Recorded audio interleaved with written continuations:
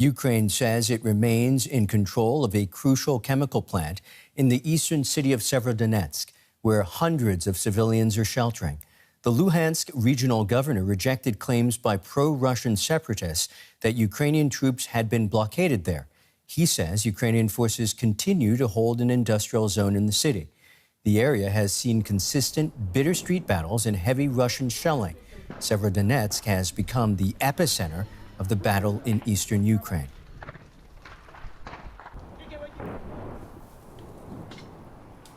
DW correspondent Rebecca Ritters is in the Ukrainian capital, Kyiv. Hi, Rebecca. Talk to us about the situation in Sievierodonetsk, where reportedly Ukrainian troops only remain in control of one chemical plant.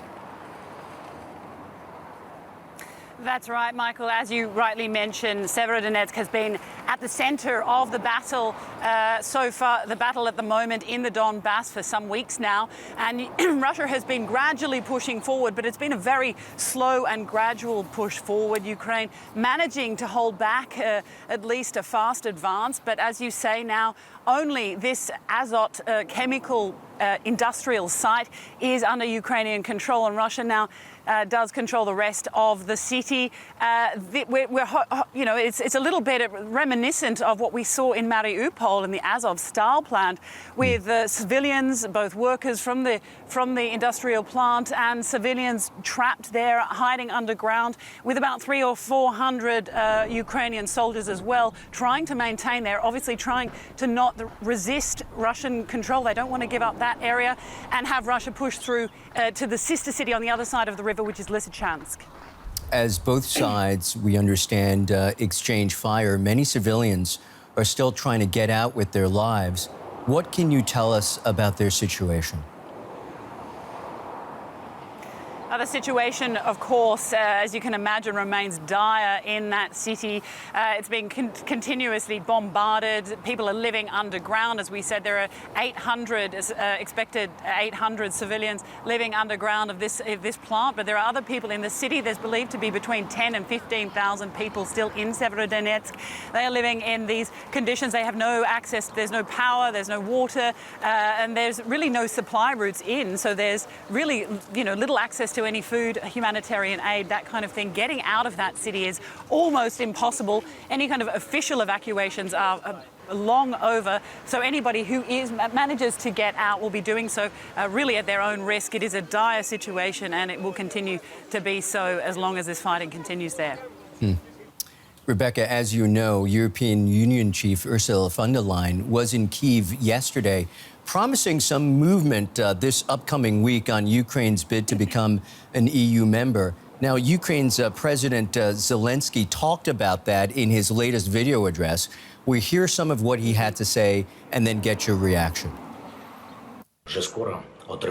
I am sure that we will soon receive an answer on the candidate status for Ukraine. I am convinced that this decision can strengthen not only our country, but the entire European Union. What else needs to happen in Europe to make it clear to skeptics that the very fact of keeping Ukraine outside the European Union works against Europe? Rebecca, the Ukrainian president sounding very determined there, but some EU leaders like French President Emmanuel Macron say it will take years, decades even, for Ukraine to join the European Union. So why is this membership bid so important to Zelensky right now? Well, Zelensky's argument is that Ukraine is Putin's first stop, really, and that the whole European project could be at risk of collapse if Putin is allowed to continue. Zelensky looking for security assurances from the EU, being a part of the EU, as it were. I mean, the Ukraine has, or large factions of Ukraine have long wanted to become part of the EU, but obviously the situation here, the security situation, has obviously hastened the desire to then have these security assurances from the EU. But, you know, as you just rightly stated, President Macron of France saying that this can take decades. And that is true. I mean, we've seen most bids for the EU take around about 10 years. So there is no legal framework for fast tracking, as it were. So even if the candidacy is allowed next week, as is expected, it's still a very long road ahead for President Zelensky.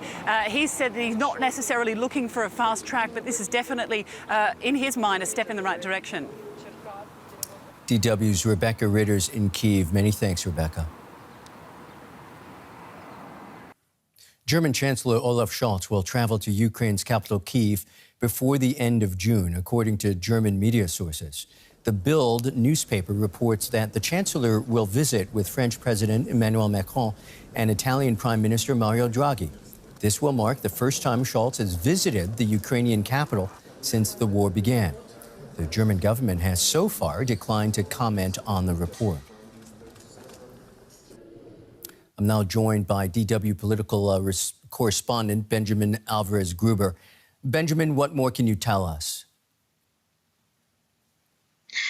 In Paris have been planning this trip for a long time. That's what this media reports also say, that, as you rightly just mentioned, have not been confirmed by the German government yet. They say that French President Emmanuel Macron wanted to invite his Italian counterpart, Prime Minister Draghi, to this trip. That the idea of this trip is to also show European solidarity with Ukraine in this difficult situation. Benjamin, as you well know, the German Chancellor has been criticized for being timid and indecisive in reaction to this war. How significant would a visit by Scholz to Kyiv be?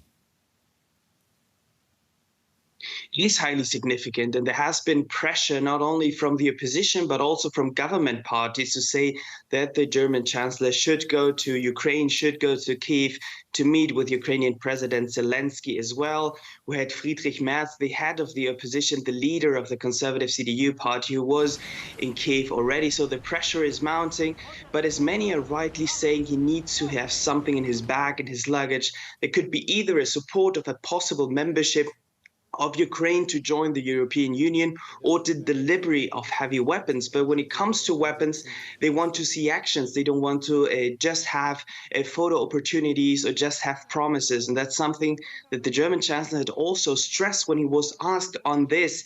It's not new that they want the German Chancellor to go to Ukraine. Once he was asked, he said, "I will not be one of those who just go to Ukraine quickly, go for an opportunity, and then go back." So this is definitely a possibility also for the German government to show that these promises will be followed by actions, and that after the trip by the German Foreign Minister Annalena Baerbock, it could now be Olaf Scholz who, together with the French President and with the Italian Prime Minister, could go to Kyiv and could meet President Zelensky there in Ukraine. That's DW's Benjamin Alvarez-Gruber. Many thanks, Benjamin. Here's a look at some other developments in the war. Delicious, full stop. That's the name given to the new fast food chain replacing former McDonald's restaurants in Russia. The new name was revealed ahead of their reopening on Sunday. The change comes after McDonald's closed its 850 Russian outlets in response to Moscow's invasion of Ukraine. Russian forces occupying southern Ukraine have begun handing out passports. 23 locals, including the new Moscow-installed governor of Kherson, have accepted Russian citizenship. Russia has also opened an office in Melitopol, in a region still partly held by Ukraine.